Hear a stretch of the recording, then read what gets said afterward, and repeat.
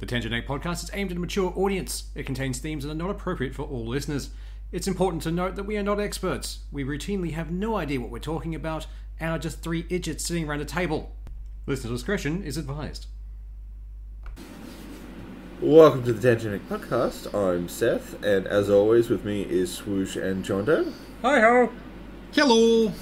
And this is podcast number 1 of year 2. Yay! Season 2! Yeah! The year where we either figure out an actual plot or crash and burn.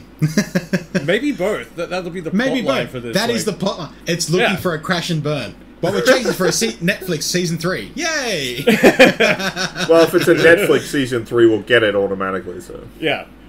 This is Netflix. You've been greenlit. First up, Ubisoft continues to burn. Yeah. Like, You wouldn't think they could like drop... at some point, you've cut enough dead timber, really. Surely. Yeah. Well, how much No, more they shit found do more. they have They to started cut? digging down. They found coal. The thing that's crazy is the game they... Oh, fuck, I gotta get the... Like an idiot, I didn't open the goddamn article again. We It's do such this a every fucking- time, though. I It's swear. such I an know. amateur. Like, it's almost like you haven't been doing a thing for a fucking year or something. The weird thing is, every time in the preamble, we will sit here, we're like, alright, we've got everything open and we're good to go. Then we will immediately close it right before hitting record, and none of us know why. Squirrels and I are weird. The Ubisoft in 2022 announced Project Q, which was their new big battle royale game. And given the fact that it was all bright colors, I'm guessing it was supposed to try and take on Fortnite. Yeah, they canned it. I mean, considering Fortnite's now basically dead, I'm not surprised. Fortnite ain't dead. How many times are you going to try and crack battle royales? Like, I read a thing, apparently they had almost, like, they were spitballing almost 100 ideas for battle royales at one point. Like, why? Like, Because get of they how were the much flavor of money. the month, but oh, it's like, fucking oath, but, like, god fucking damn, like, they already had that hype, whatever the fuck it is that nobody fucking played. I tried playing it and annoyed the shit out of me. Like, nothing they've put out in the battle royale space has made me want to go, ooh, I want to play that. Actually, nothing in any battle royale space has made me think, fuck, I want to play that. I'm really not into that. I can't stand them, to be honest. I've tried, but it's like, nope, not a fan. Yeah. No. But then, I don't really play multiplayer shooters anymore, so... I'm very not the target audience. I've drifted away from any kind of multiplayer stuff half the time. I just want to sit there and play a story now. Like, I've gone back to wanting linear story-based games more than anything. Well, I mean, that's why I was so disappointed with the announcement for Suicide Squad. And, what was that? That was game.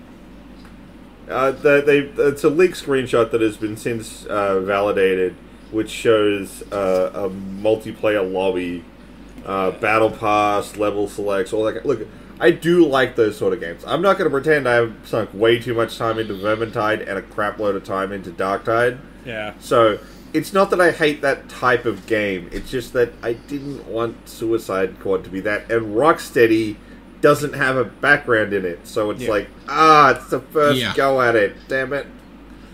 I don't know how this is going to go, but...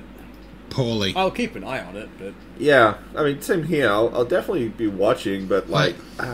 They had the option to do DC's version of Guardians of the Galaxy, and that would have been fucking amazing. I would have loved it. I would have been so... If haven't. you'd been able to make that direct comparison, I'd have auto-buy.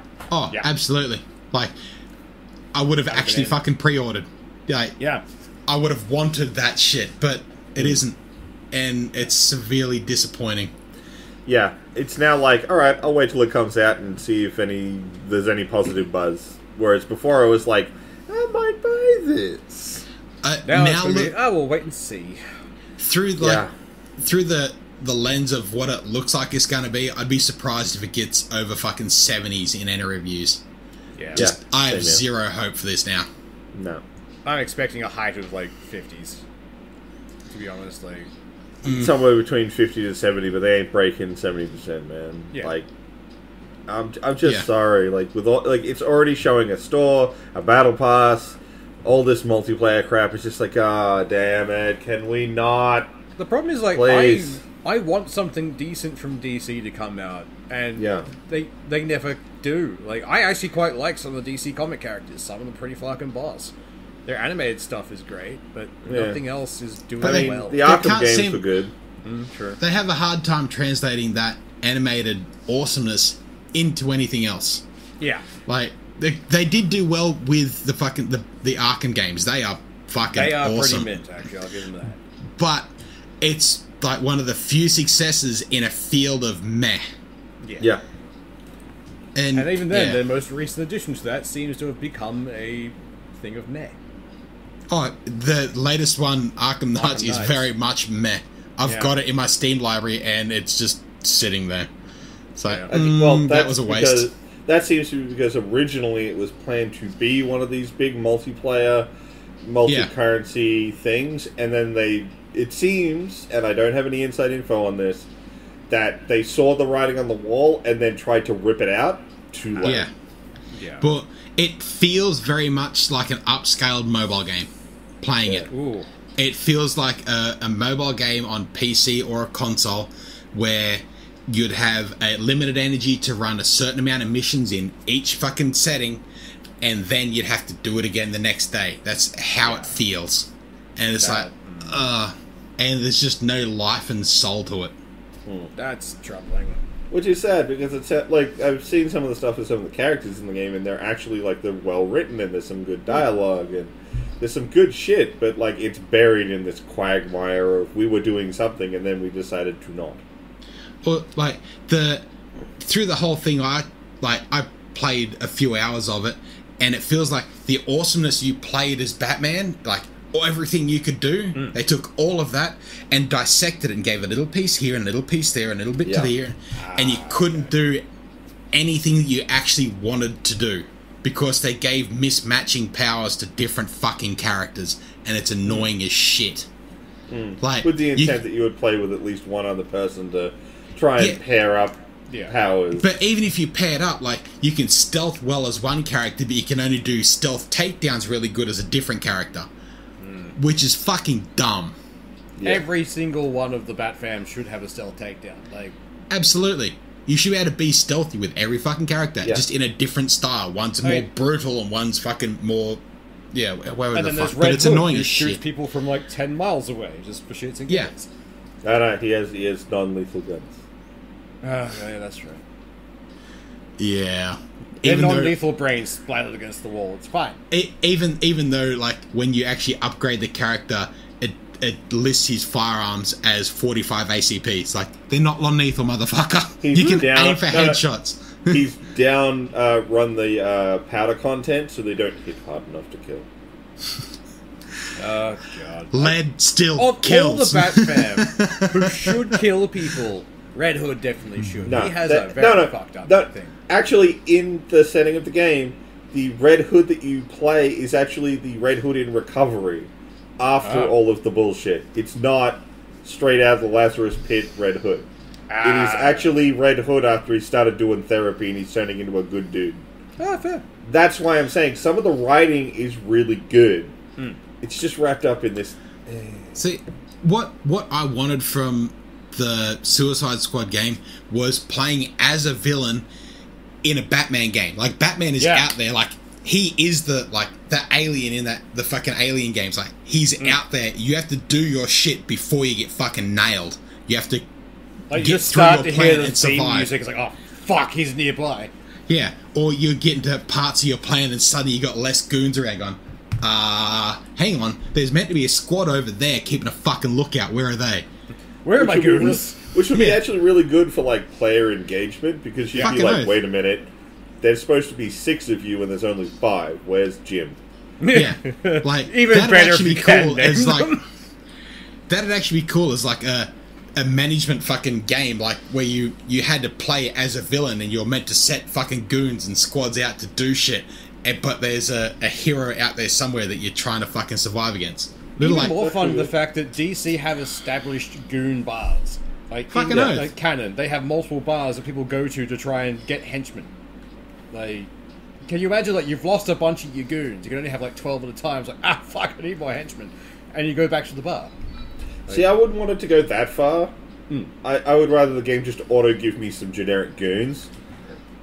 But Maybe just like a thing in the menu going, I need more goons, click button, go, and just goes, again, I wouldn't even bother with that, because the engaging part of that... You'd want generic goons, but as you use them more, like, then they develop more into personality, survive more fucking missions. So you've got you start out with generic goon, and then they've survived 2 missions. Now they're thug goon, who can take a couple more hits. Like, you actually do something with them. Are we just proposing XCOM DC? I'm thinking so. The more I'm thinking about it, is like, this is just an XCOM game. It could work, though. But at the same time, I kind of want it, like, a lot.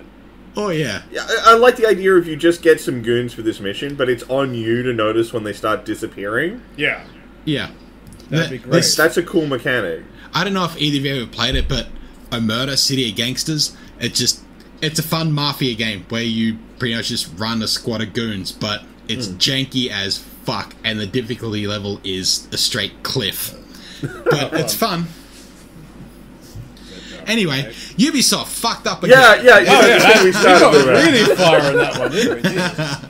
But yeah, no, like, I don't see them lasting much longer, to be honest, because there are a lot of vultures just circling, I think. I think they'll last up until...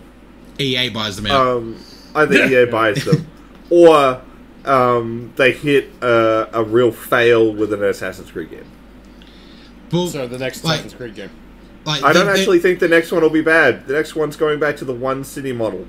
Oh, that's right, yeah. But like, it's the one I'm hopeful for. This Project Q was another battle royale, or a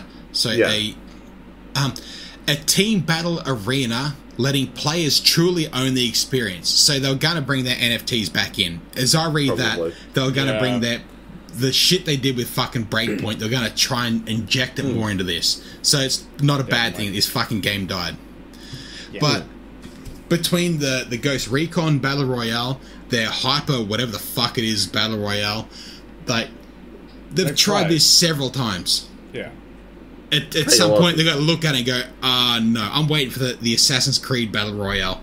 Or, that'll happen. Like, they've still got that Star Wars game in development, the Avatar game in development. They've got a few other titles, like, there's meant to be fucking 2 or 3 Division games in fucking development. Like, they've all but neglected fucking Division Heartland, which I was on the fucking fence about. But, yeah, they need to I think they need to wake up and try and figure out what they actually want to develop and not just try and throw as many rocks in as many ponds as fucking possible. They're reacting to the industry. They're like, what made money? That made money? Alright, we'll follow that. Well, it seems to me that's how at least Ubisoft is trying to frame what's going on right now. Is it's not that we're cancelling a bunch of shit and that means bad things. We're trying to focus. Instead of having 9 projects in the go, we want to have 3 that we can focus on and do really well. Yeah. But how many fucking studios they have? Yeah. Yeah, they've got 3 whole studios at least that I remember. They've probably got more since I last looked into it. Probably. But it's like, guys, come on. You can do more than one game. Hyperscape was their other Battle Royale game. The other failed one that they pulled the pin on. Yeah. How many times do you have to teach you this lesson, old man? Yeah. Probably another 3 times until they get bought or die.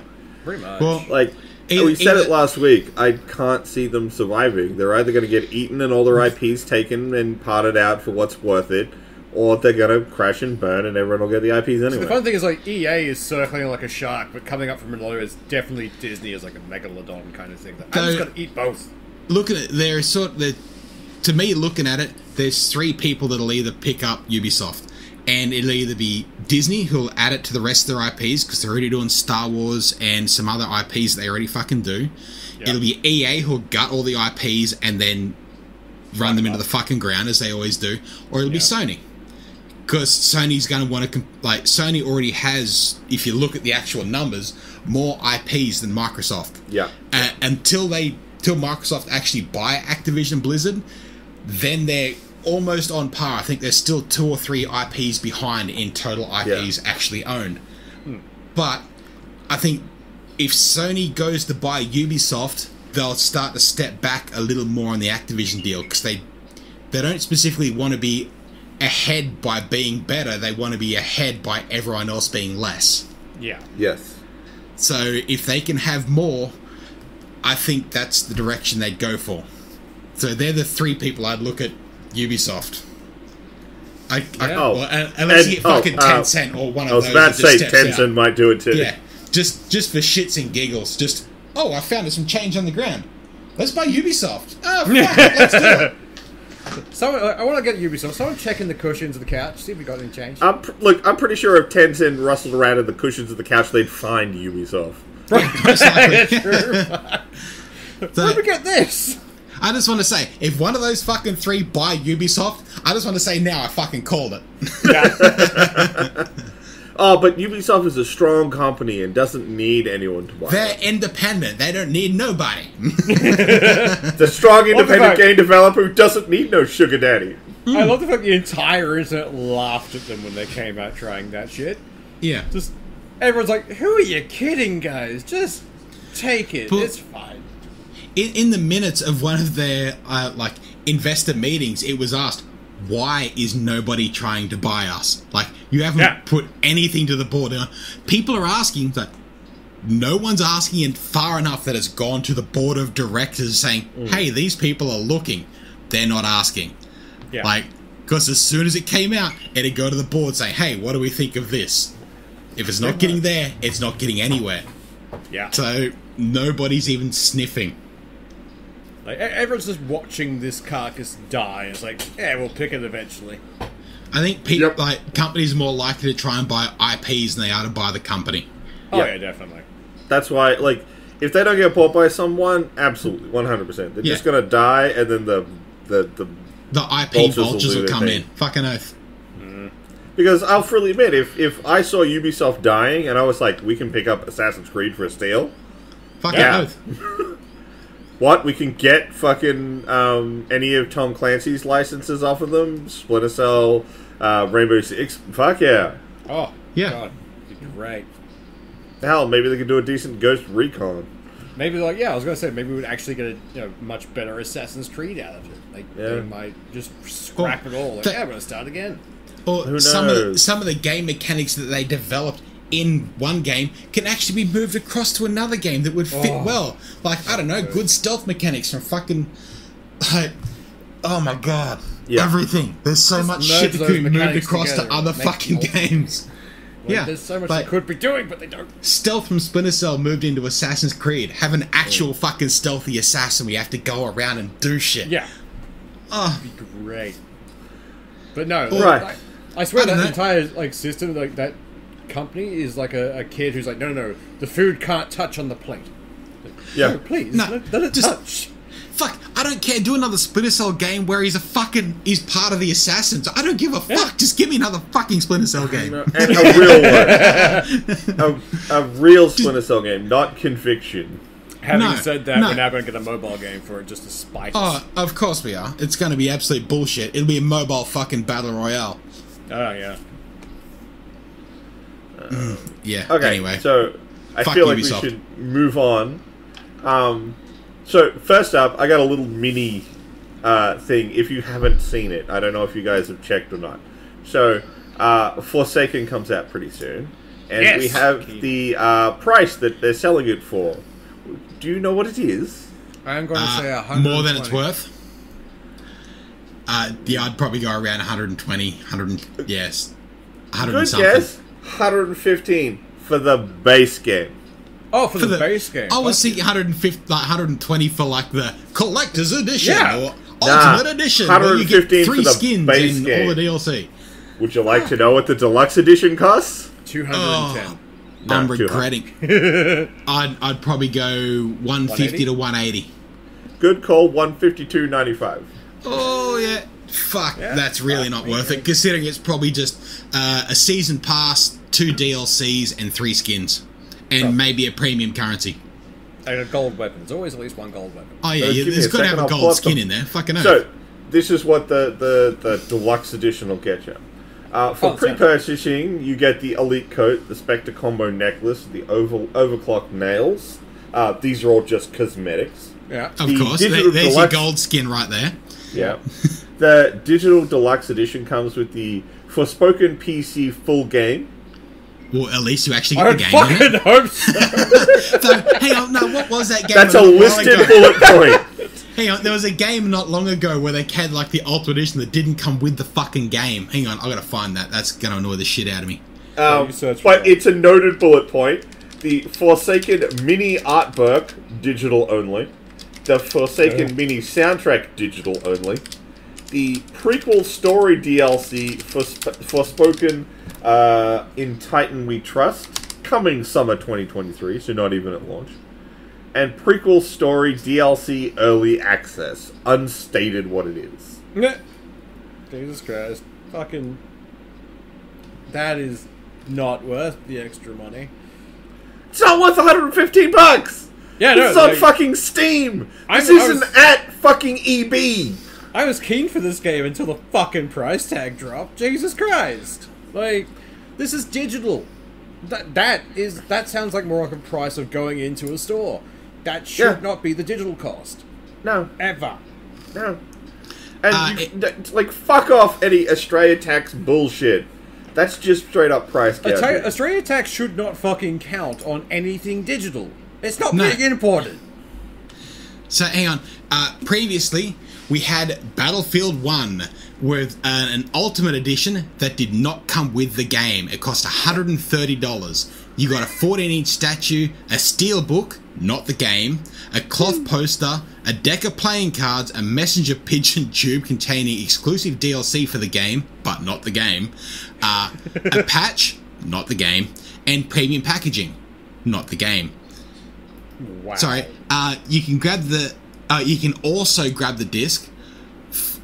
So for a total cost of $189.99.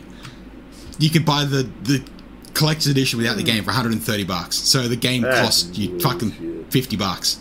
Guaranteed someone got promoted for that.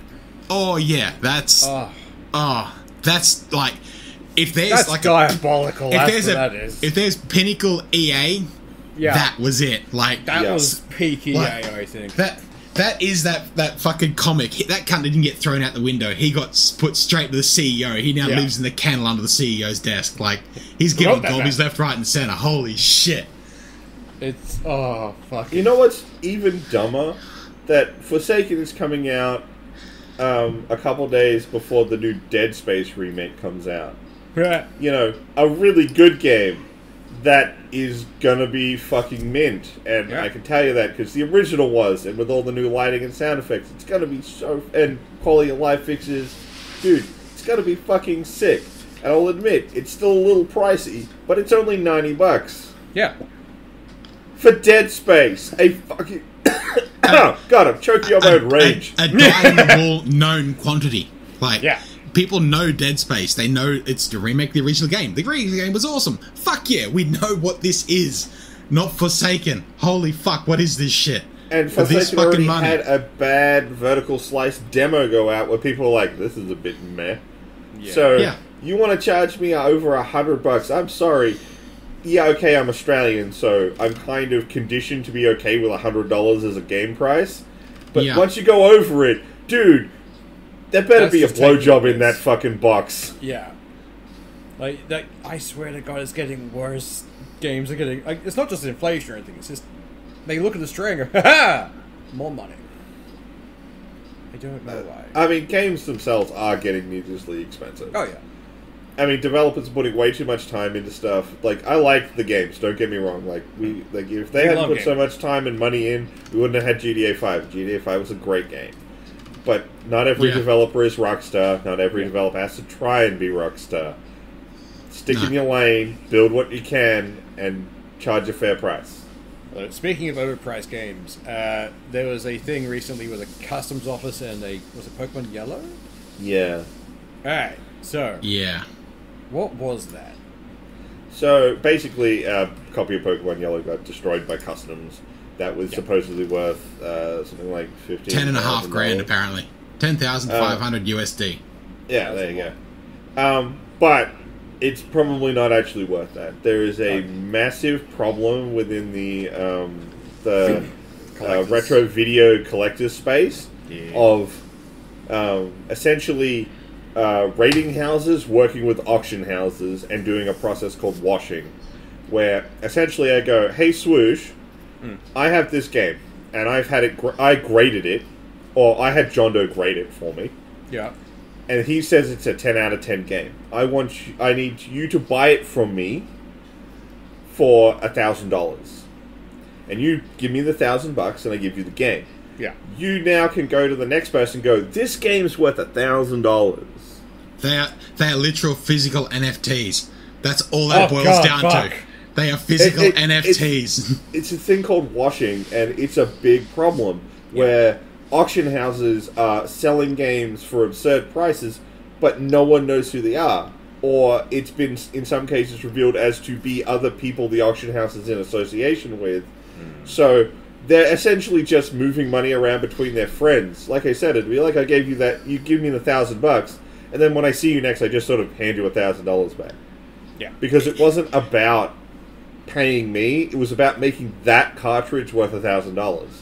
Now, I'm not saying that there couldn't possibly out there be someone who wouldn't pay $10K for that fucking cartridge, but it's a big problem. There's a lot of people out there with more money than sense. I will link in the show notes of the first of a series of videos done by Carl Jobs, who did a big video set on this fucking problem, and it seriously is an issue. Like so many games and things. The literal issue with fucking NFTs. Like, there was a study done, and 90% of all NFT transactions were done by a group of 10 people who all knew each other, who were just throwing money backwards and fucking forwards with nothing. So that this NFT is worth 10 grand. All right, I'm going to pay you 12 for it. This NFT is now worth 12 grand. And that's all they're fucking doing. Yeah. They're literally proving worth a price nothing. history. Yeah. So it's like, look, I'm sad a good mint condition copy of Pokemon Yellow got destroyed because it's a good game. Always sad. But it probably wasn't worth 10 grand. No. It was probably washed until the point it got to 10 grand. You know what would have been fucking worth more than that? Playing the game and having the fucking experience of it. Yeah. Because that's fucking priceless. It's why I don't understand these fucking things. Where people are like, I have this mint condition copy of X game, it's my favorite game of all time. Cool, crack that cunt open, let's play. Yeah. Come play the fucking thing. I want to see what's so fucking cool. For me, it's pops and those kind of things. I have, I think, in total, 5. And it's just the Saiyans from Dragon Ball and the Ozaru. That's it. None of them in the box. I immediately took them out. Yeah, same here. I want to display them. And it's like, what? I'm not going to keep them in the box. The box is not fun to look at. Yeah. I got a couple of Xenomorph ones, and that's it. And then I've never bothered to touch them again. And they were a whim purchase when I just happened to be in a store and be like, oh, hey, a Xenomorph pop vinyl. I also don't intend to ever sell them on. It's just, they're mine now. I have enough shit that already collects dust. I don't need more. Look, the biggest problem with this whole thing is people look at stuff like old baseball cards and comic books and go, look, there's a proven market. Except those markets have already proven that they're not real. Yeah. Like, the best one is comic books. Yeah. So, a lot of people like, look, in issue 1 of a character appearing is really important. It's got value. Okay, cool, but what issue 1 are you looking at? Issue 1 of Spider-Man, of Superman, of Batman. Cool, these are all comic books back from the times when people bought a comic book, read it, and then threw it away. Yeah. Or didn't take care of them. They sat in a tree house or some bullshit. Now, nerds will buy a copy, if not 2, read 1, other ones are in packet on board. Yeah. And will go into a nice box and be left alone and never touched again. Which means there isn't a rarity. There's just a whole bunch of them that are in good condition that people haven't read. There's nothing to exist. The modern comic book trading market is basically garbage.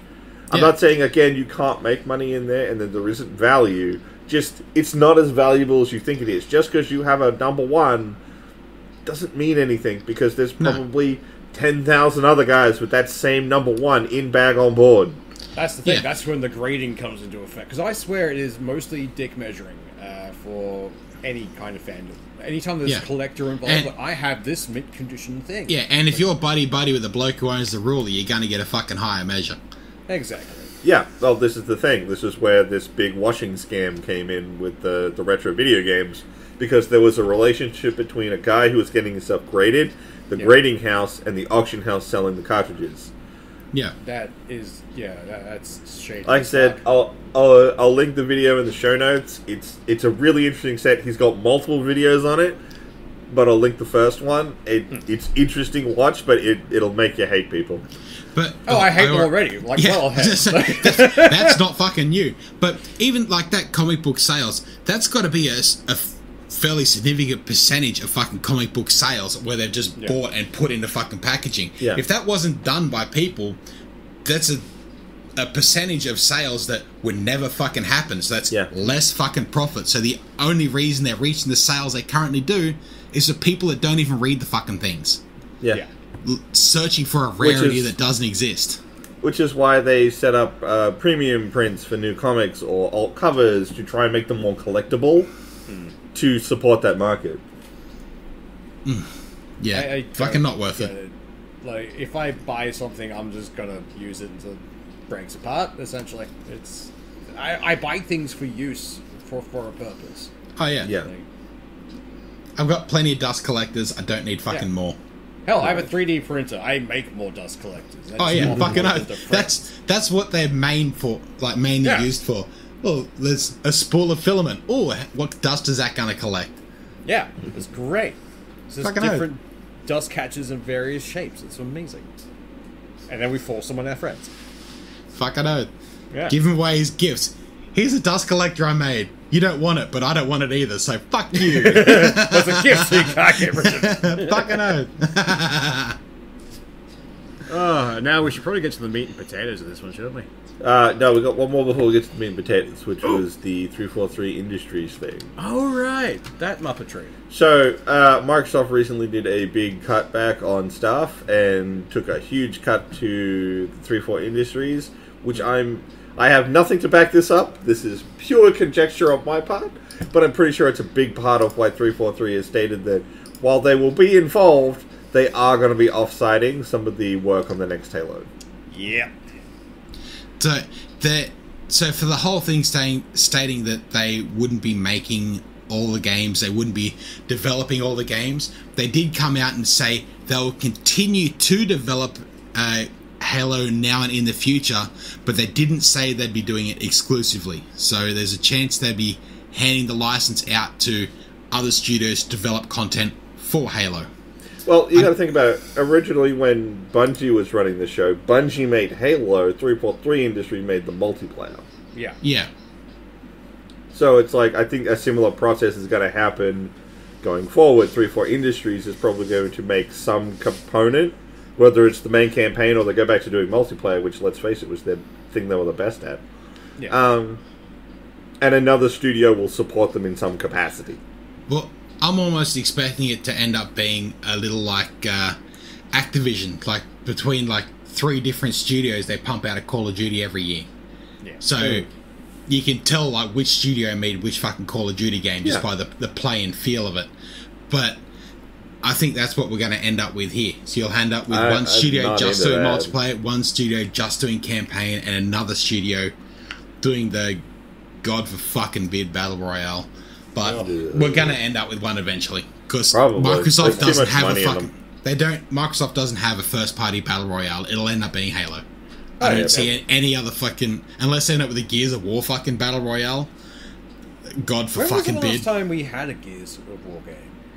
5. Gears 5. When was that? A while ago. It's a few years now.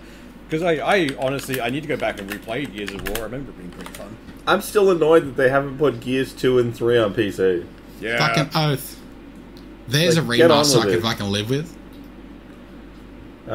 Gears 5 came out 2020. Oh, that's not too long ago, yeah. Why does it feel like longer? I know, right? I a swear lot to of God, shit's time happened is between then and now. now. We have lived through how many once-in-a-lifetime things in the last 2 years? Oh, probably because if I check the date on it... Oh, well, actually, it came out... Oh, yeah. Oh, okay. I was about to say, probably because Gears Tactics came out, you're probably thinking of that as, like, Gears 5 wasn't the last game. I completely forgot about that. Yeah, I completely forgot about that. The Gears XCOM. Yeah. Yeah, but I'm half expecting like this whole thing with Halo and everything else. It sounds like we're offshoring all this work overseas or wherever else they're going to do it. To me, means the offloading of people tended to start from the bottom. Is what it says. So No, but the higher ups are still there, and they're going to oversee everything. But like, we're going to offshore everything. We're going to get people to do more stuff other places. They couldn't even get people to work from fucking home that were already doing the fucking job. Let alone people working in another country under a different fucking studio, like with no oversight. It's not going. No one's going to give a fuck. Oh no. Well, look. One or two things is probably going to happen. We're either going to get what we've been getting and kind of subpar Halo game. Look, I still think Infinite was a good course correct, but it's not done yet. Yeah. You got to keep going.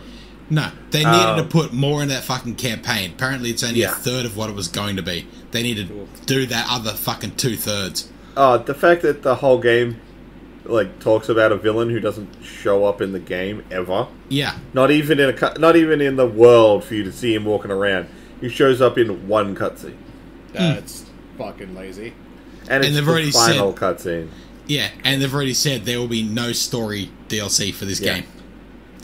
It's like, what was the fucking point then? Really? Like I said, I think Infinite was a good course correct, but you're not done. You got a long way still to go. No. But you're at least turning towards something good. They pretty much ended the campaign at the end of the fucking tutorial. That should have been the end of the fucking tutorial. Here's the rest of the fucking game. Yeah. So, we might just get more of that. I don't know. Or maybe with a new studio injecting something in, we might get something much more interesting. Maybe. 343's had 3 runs at the game now, and they haven't hit it out once. Yeah. Because 4 I'm not was... surprised it's been taken out of their hands in some fashion. Yeah. I mean, 4 was meh. 5 no one talks about. And Infinite's like, cool idea, but you didn't finish the job. Cool story, bro. Let me finish the fight, not get almost there and stop. Yeah. Don't Let's Halo to me. Finish the fight. The fight is hard. I'm gonna go home. Kinda. That's what it feels like. Fucking oath it does. Yeah. I had such high hopes for that, but yeah. Right, now do we want to get on to the big thing that's continued for the 3rd week in a row? Yes. Which is D&D. Blizzard of the Coast put out their draft document for their new OGL, and it does say fucking draft across every page. Big watermark on it this time. Where you can actually tell. Not we just listen to your here's feedback. A document. That was a draft. No, that was a draft. That didn't say draft anywhere. But sign it. We're down right next to said. Down the road it said sign here. That's where it said draft. Yeah, we're going to legally bind you to this draft. Like this one, it says draft for discussion purposes only. Draft SRD introduction. Draft OGL. Draft Wizards of the Coast VT policy. Draft in a giant fucking watermark on the first page. I don't think they... Oh, no, they do craving draft one more time at the bottom, which is OGL 1.2 draft survey table content. It's also at the footnote of every page. Yeah. Point is, they crammed in draft as many as they could on the first page and made sure you know it's a fucking draft this time. Yeah. It almost feels passive-aggressive how often the word draft appears on there. Yeah, it really does. So, getting into this thing, the first section is mostly a lot of needless fluff. It is essentially just you can use the Creative Commons to do various things, The only thing worthy of note there is the deauthorization of OGL 1.0a, which states that anything under the original OGL can continue functioning under that original OGL. They're not going to be forced on this new one, so there won't have to be reprints or anything done, which is good. The only good thing that is in this entire document. But even on this one, the first bullet point in their many ways to create is they point out that the essential rule set of D&D, you can have that. That's a Creative Commons thing. We are releasing it as a Creative Commons license. That's our gift to you. It wasn't. D&D was not copyrightable. You cannot copyright game mechanics. Get fucked. Yep. That's not a gift. That's you saying something's a gift while really it isn't. Yeah. We already had it. You told me the fucking computer I own is mine. Yeah. Thanks for telling me I have this thing I've always had. Jumping down into the actual OGL itself, I mean, a lot of this is pretty basic. It runs through a lot of the stuff you expect from an OGL. You know, what is licensed content, unlicensed content, content you create, what's covered, what's not. What you own, and they make a big deal of, like, your licensed works are yours. They may not be copied or used without your permission. And, you know, what we own our licensed contents and reserve all rights not expressly granted in this license. Okay, cool, you own your shit, we get it, it's fine. But even then, the A and B of those ones, there's, like, Section B is, any such lawsuit, you must show that we knowingly and intentionally copied your licensed work. There is no way to prove that. Which is really fun when we get into some of the other things in this freaking OGL. Yeah. The big one that's been jumping out to a lot of people is actually in Section 6, Article F. No hateful content or conduct. Yeah. You will not include contact in your licensed work that is harmful, discriminatory, illegal, obscene, or harassing, or engage in conduct that is harmful, discriminatory, illegal, obscene, or harassing. So they're not just policing your content. You can't do those things either. Yeah. We have the sole right to decide what content is, or conduct or content is hateful, and you cannot, and you... God, I'm good at words. Words are hard. Words are and you good prevent that you will not contest any such determination via any lawsuit or legal action. Basically, they get to decide whether your content is any of those things or you do any of those things, and they can pull the license and you can't sue them. Yeah. Basically, at any point they can turn and go, no, this is hateful or against conduct. And you can't question it. A good example I've seen from a few YouTubers is to do with marijuana. It's not legal everywhere in the States, but it is in a lot of places. So you might make some kind of module or something with a pot-smoking dwarf. Yeah. If Wizards of the Coast decide that that's not that's not in line with their brand, and that is obscene, then they can pull your content. Or maybe you didn't make anything like that, but you were known to do that sort of thing. Again, it's legal in a lot of places in the States. They could decide that you're obscene and we're pulling your license. Yeah. They can and it's all just based on their morality and what they think is okay. And you cannot sue them. You can't be like, they took me down because I do pot, but I live in a pot legal state. Get fucked.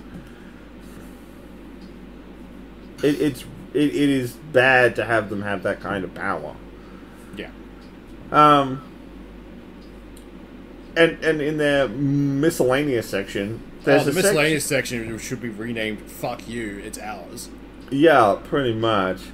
I mean, one of the big ones is the waiver of jury trial. We and you each waive the right to jury trial any dispute, claim, or cause of action related to arising from this license.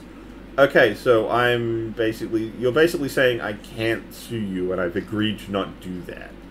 Yeah. So if you do something that I find objectionable that goes against this license, I've already said I can't sue you.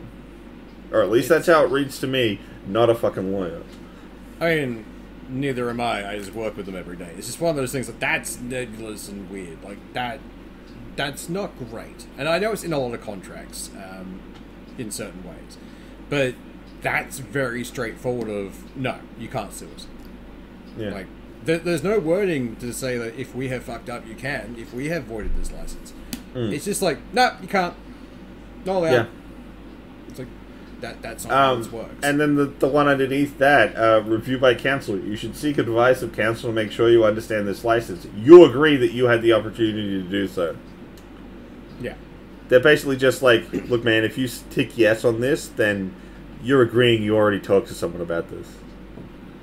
It seems weird. Like, it feels, again, like one of those kind of, like, yes, this makes sense that it would be in a contract, but it feels weird. The weird one for me is the no waiver of rights. If we fail to exercise any right we have under this license, that failure will not prevent us from exercising that right in the future. To me, that just says, we can do what we want. Yeah. Like, we may not chip you on it now, but if we don't like it later, we're going to fuck you up later. Well, Yeah. I mean, the one underneath it, severability, is expressly says that if any part of this license is held to be unforeseeable or invalid for any reason, Wizards may declare the entire license void. yeah. If something comes up that we didn't plan on, we're just going to void the entire thing and make a new one. We're just going to scrap it and do it again. Like, it's horrible. Like, this is bad business practice on top of what they've already fucked up from the community.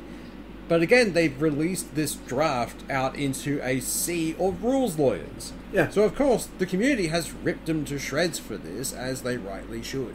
And given that everyone's really on edge right now because of all the stuff we've been hearing from Wizards and their attempt to get that bullshit OGL update through last time, Yeah. people aren't ready to take any bar of this. Like, anything that's like that seems squirrely. They should Everyone's have like- known. Like, anything they put out would have been gone through with a fine-tooth comb after what they've done. Like, there was no way around it. People, even just the ones who are taking a cautionary look at it, would have gone through it a lot faster, like, clearer. Like, we have, and we normally don't look into this as deeply as we should. Like, I mean, and the last bit of this new OGL is to do with virtual tabletops. yeah, And- an entire page of it. Like, none of this is in legalese. Nothing here appears to be more legally binding. This seems to be actually them sort of asking for feedback or making clarifications. This one's clearly not written to be legally binding. This is very draft. But one of the bits that really stands out is what's permitted under this policy for VTTs. Using a VTT to replace the experience of sitting around the table playing D&D with your friends. So, displaying a static SID content is just fine because it's just like looking up in the source book. You can put the text of Magic Missile in your VTT and use it to calculate and apply damage to your target. And automating Magic Missile's damage to replace manually rolling and calculating is also fine. The VTT can apply Magic Missile's 1d4 plus 1 damage automatically to target's hit points. You do not have to manually calculate and track the damage. What isn't permitted are features that don't replicate your dining room table storytelling. If you replace your imagination with animations of a magic missile sneaking across the board and striking your target, or your VTT integrates our content into an NFT that is not the tabletop experience, that's more like a video game. And Which not a we want to do.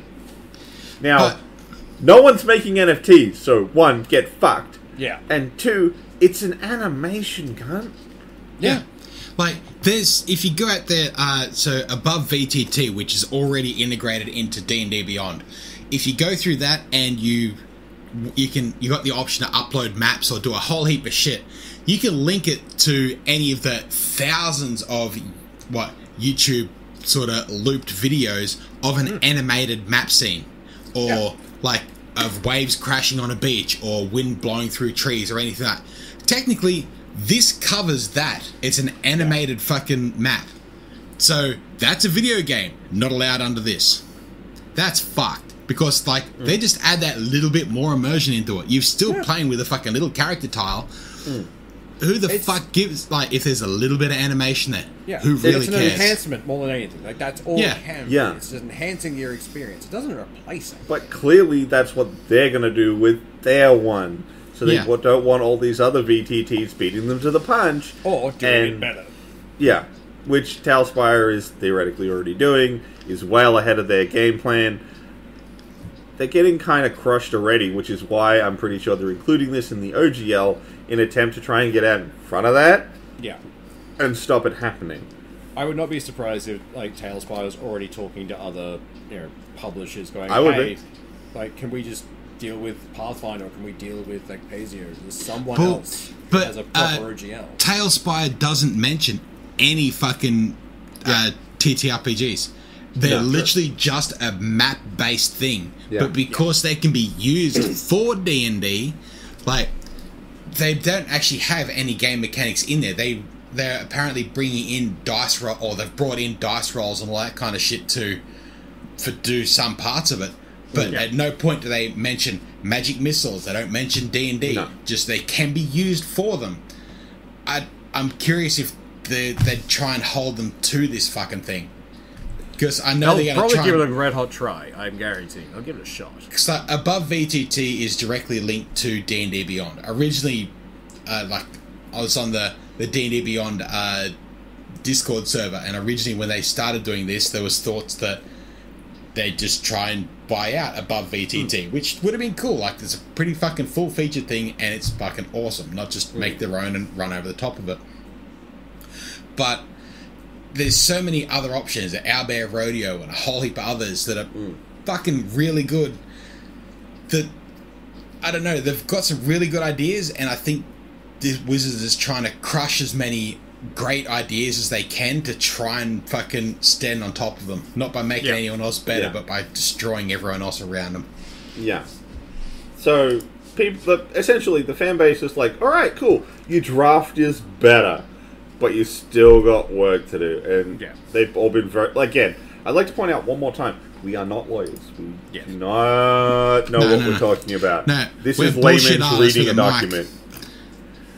We're just bullshit artists with mics. That's it. Yeah, 100%. So, like, don't take anything we... Like, again, that bit where I'm like, the review by counsel, it's weird. It feels strange. But that might be really consistent. Maybe in every contract, and I just haven't... But it I've really, contracted a while. Effectively, what it boils down to is, does it pass the pub test? Could you sit around, have a beer, discuss it, and everyone agree that this is a good idea? The answer is fucking no. Yeah. That's what the pub test boils down to.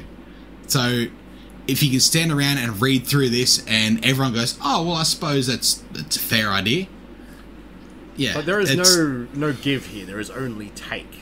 Like, from what I look at, what I see here, it's just this doesn't help any third party anyway, which is kind of fucked considering a third party doing well does well for you. Like, it's free advertising for your product. I don't know why they're rebelling so hard against this and trying to gatekeep their own product now. It's because they want to try and monetize as heavy as fucking possible when they do release their own VTT.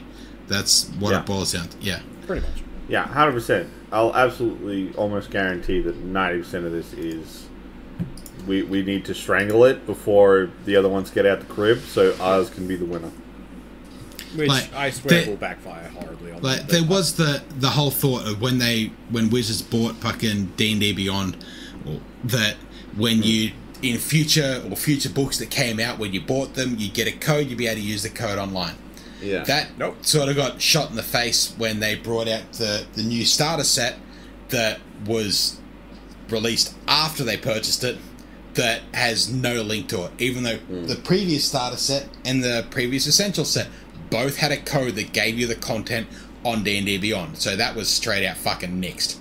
So there's no hope of buying the officially licensed minifig and getting a code to use the same minifig in their fucking virtual tabletop. That's not going to happen. No way. You can hope all you fucking want. It's not. They want to double dip and make you pay for it fucking twice. Yeah. And the prices are not better. No. They're the same. The one that's been floating around is the $30 figure. I've heard it was that the $30 is a lie because it was higher, not $30. But that was for D&D Beyond with their VTT attached. But they needed every player to... Like, you couldn't have one player buy the VTT and let everyone use it. No, it was every $30 player had per to. player per month. Yeah.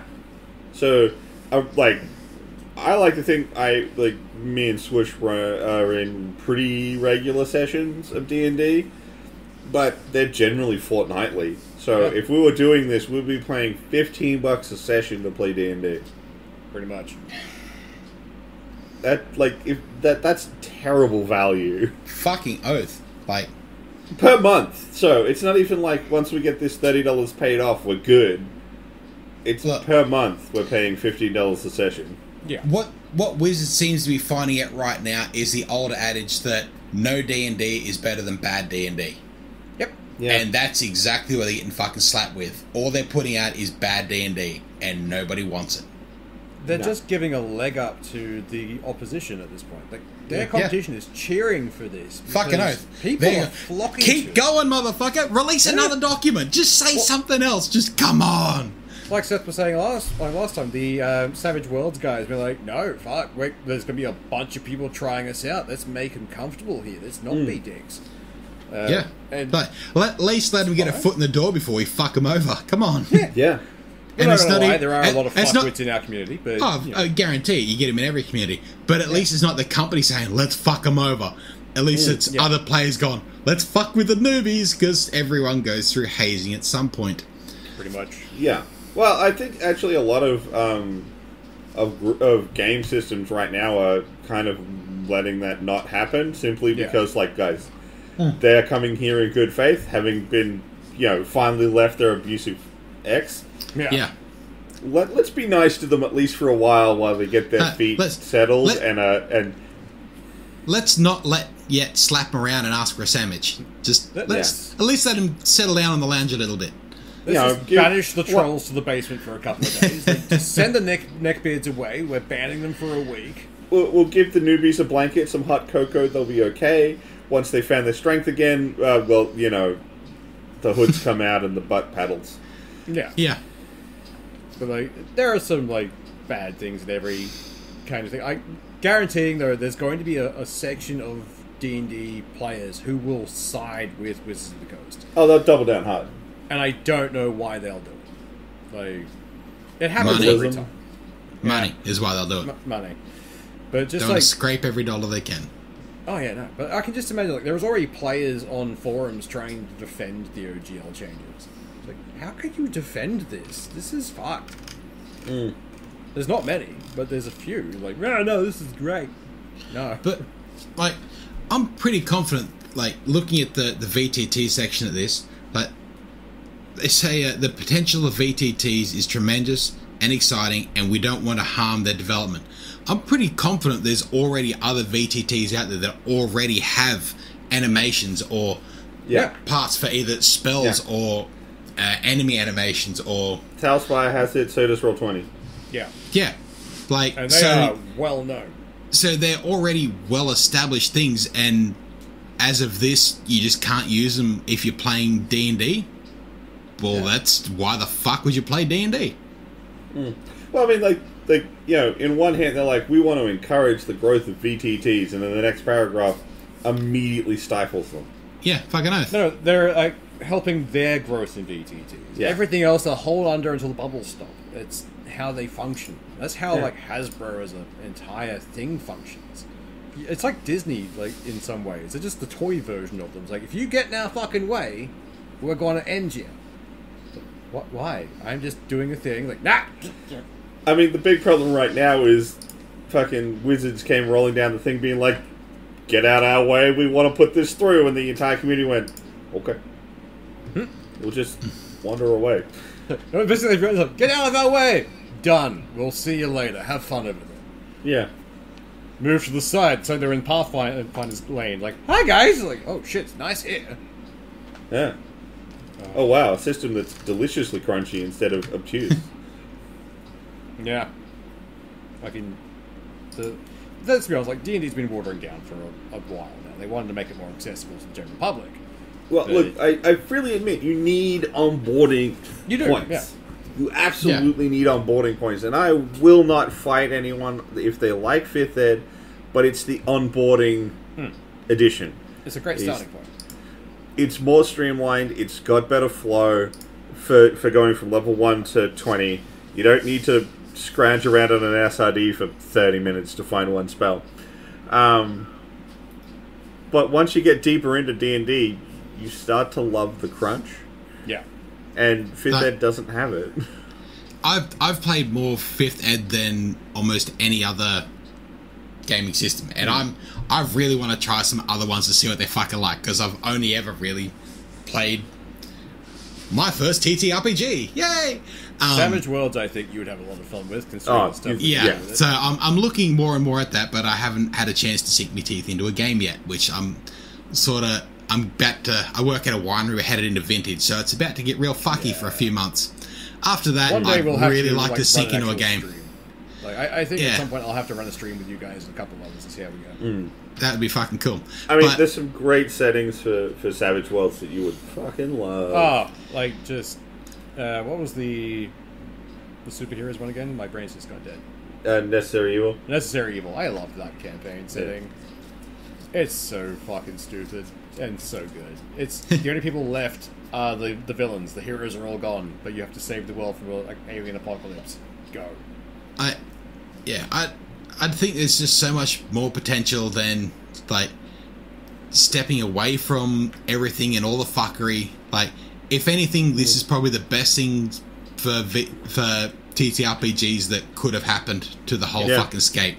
Yeah, it's spread people out more than anything. It's broken up the bubble that is D&D that everyone looks at, the TTRPG. Everyone knows D&D. My fucking mother is in the fucking 60s, and if I pull out any D&D dice, she goes, oh, that looks like something from Dungeons and Dragons that I've heard of from TV. Like, she has no idea what the fuck it is or anything it entails, but that brand is already fucking there for people that aren't associated to it. And if it's going to break that up, I can fucking live with that. Honestly, all I want right now is for Pathfinder to crack into like the old school D&D stuff that got left by the wayside. Like, imagine a Pathfinder cartoon series like the old D&D one. Like, just no, I don't want that. Kids, or also like some random people thrown into a game world. It's like, survive. Like, I'm actually genuinely curious. Like, all of this fucking bullshittery that's come out of fucking Hasbro and Wizards of the Coast, what effect is that going to have on the fucking new D&D movie? Like, probably very little. I don't actually see that affecting it that much. No, but how many people already want to fucking boycott D&D stuff? Yeah. Look, I don't think they were going to get as many D&D players as I think they were going to. No, but by everything else, they were hoping to bring more people towards the brand at least to look at it and go, oh, this is a fucking wild looking thing. But I think the problem they're going to run into is when, more normie people see D&D. The new movie, and then go to their nerd friend and go, hey man, I watched this D&D movie, it had some cool monsters and setting in it, like, I hear you play this game, can I play a game with you? And then that guy's going to be like, nah, Wizards is fucked right now, we're playing this other thing, jump in. Like, that's, like, what I'd love to know what kind of effect it's going to have on their bottom line. Like, sure, they're definitely still going to get some fucking movie sales, they're still going to get plenty of other shit, but all in all, nothing is going to roll in their favour at all that I can see with this. Had they played the long game, they could have essentially created the walled garden they wanted to create. Oh, they could have. They tried really quick, like, we'll do it now, and they jumped the gun, and just everyone's going, nah, we can see what you're doing there, and we're going to imagine if they kept the old OGL but started putting in some of the VTT stuff. Yeah. Not all of it, just a little bit. Like, look, man, there's this new developing industry. It's big in D&D. We've got to start addressing it. That's why we're updating the OGL and including VTT content. Yeah. Okay? Cool. And then you slowly start dripping it in, and you death by 1,000 cuts style. Yeah. But instead, they went for a headshot. You went 1.0B, 1.0C, 1.0D. You worked to the alphabet before you even changed the 1.0 number at all. Yeah. Like, they could have added fucking near anything into it and just slowly snuck it in there. But no, they wanted their money and they wanted it now. Yeah. It's their money. I think the biggest thing where they really fucked up was trying to force people to sign the contract. If they'd just gone to slowly drip feed, they probably could have snuck it in. And then sign this draft. After they'd snuck everything in, then gone, oh, by the way, if you read the VT, like the fucking OGL lately, you need to fucking sign something now, or you're fucked. Well, the other thing, like, if you drip feed them in, you can get bigger ones passed simply because people don't remember how the old ones, and they don't remember how they interlock. Yeah. It's the same as, like, fucking passing a law, or fucking doing it. You pass a law that everyone wants, and in the background you sneak through the shitty little thing that fucks everyone else over. Like, they could have done the exact same fucking thing. It just happens to be they tried to do it all at once and it got fucking leaked. Right, so I'm going to pull the drag chute on this, since I don't think we need to give Watsy ideas. Not that I think anyone at Watsy's listening to our weird little podcast, but maybe. Hey, Watsy, just fuck you. Yeah. Stop listening. You're not welcome here. Okay, so I think we're out past now, so I think we're done for this week. Y'all have a good one. Bye. Roll it up. See ya.